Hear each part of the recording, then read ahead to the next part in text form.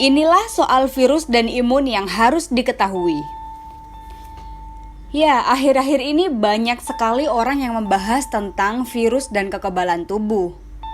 Banyak juga pertanyaan-pertanyaan yang berterbangan terkait virus dan kekebalan tubuh ini. Seorang profesor dari IPB, Profesor Dr. Iwayan Teguh Wibawan telah membantu menjawab pertanyaan umum tersebut dan beliau menjelaskan dengan sederhana agar mudah dipahami. Pertanyaannya adalah, bagaimana kekebalan tubuh bekerja jika kita belum divaksin? Karena memang vaksin belum ada pada diri kita terkait virus ini.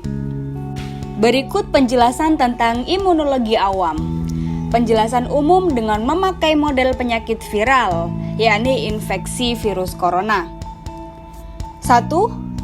Virus dalam jumlah tertentu mengawali infeksi dengan menempel di selaput lendir, mata, hidung, atau mulut. Artinya, secara awam dipahami pintu gerbang masuknya virus adalah bisa lewat mata, hidung, atau mulut.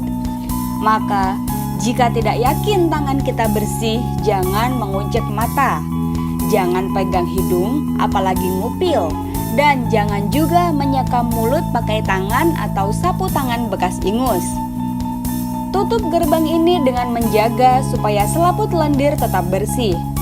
Cukup dengan makanan dengan kadar vitamin C, A, dan E yang cukup.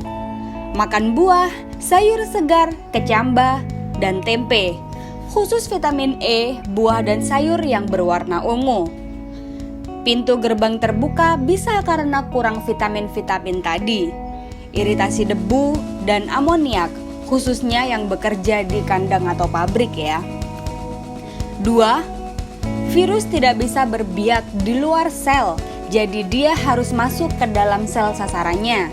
Sebelum masuk, virus itu dihadang dan dimakan oleh sel kebal yang namanya makrofag dan mikrofag. Virus dimakan dan dibunuh oleh sel-sel ini. Artinya, ayo kita bantu supaya sel ini perkasa, terutama dengan makan yang benar supaya sel ini full energi. Bisa dibantu dengan suplemen, jika perlu dengan vitamin E, imunostimulan. Sebenarnya sudah ada di bumbu masak, madu, propolis, meniran, dan lain-lain. 3. Sel makrofag bukan saja membunuh virus, tapi juga mengolah kepingan virus itu untuk merangsang antibodi. Prosesnya dilakukan dalam rangkaian proses oleh sel T dan sel B yang akan memproduksi antibodi yang cocok untuk virus tadi. Ayo, bantu supaya antibodi jumlahnya banyak. Caranya, makan yang benar, jangan stres, jangan begadang terus-terusan, dan jangan terlalu capek. 4. Kapan antibodi muncul setelah virus masuk dan dimakan makrofag? Awal mula antibodi muncul 4-5 hari. Antibodi IgM namanya. Tangannya ada 5. Diikuti oleh IgA yang memiliki tangan 2 atau 1. Terutama ikut menjaga gerbang, kayak satpam yang bertugas di pintu masuk gitu. Menangkap jika ada virus yang sama jenisnya mau masuk lagi. Ada juga antibodi IgG yang beredar dalam darah atau satpam yang keliling. Bersamaan dengan itu, ada terbentuk juga sel memori yang mencatat data virus tadi. 5. Sel memori ini akan memproduksi antibodi sangat banyak jika ada virus yang sama masuk lagi.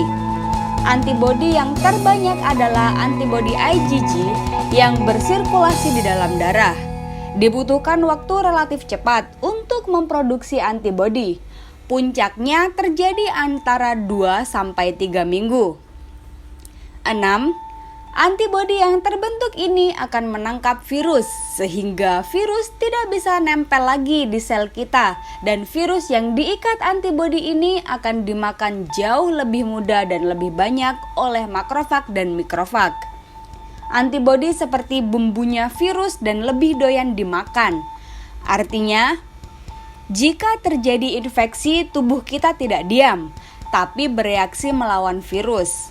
Artinya, jika kita menjaga kebugaran tubuh, itu juga berarti menjaga keperkasaan sel-sel kebal kita. Faktor yang penting untuk kebugaran ini adalah makan, istirahat, olahraga, dan jangan stres.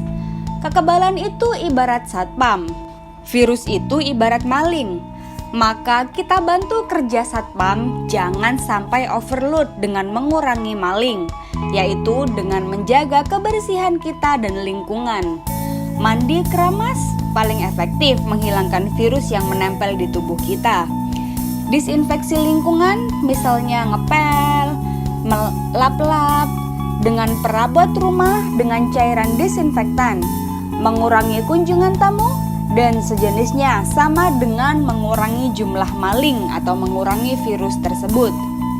Jadi, untuk sampai di titik virus menyebabkan kita sakit, itu perlu perjuangan. Maka, kami berharap kita semua paham mengapa kita harus menjaga stamina yang bugar, mengapa kita harus disiplin tinggal dulu di rumah, mengapa kita harus segera mandi kalau sampai di rumah, mengapa perlu makan yang benar, mengapa perlu istirahat, mengapa perlu sering cuci tangan, mengapa jangan pegang mata, hidung, dan mulut. Ya, kita perlu ingat-ingat, vaksin belum ada pada diri kita. Jadi, antibodi yang kalaupun ada itu karena infeksi dan itu diproduksi jika kita mampu bertahan 1-2 minggu. Supaya ada sel memori. Hal ini bisa terjadi jika kita bugar saat kena infeksi. Kebugaran tubuh itu penting sekali.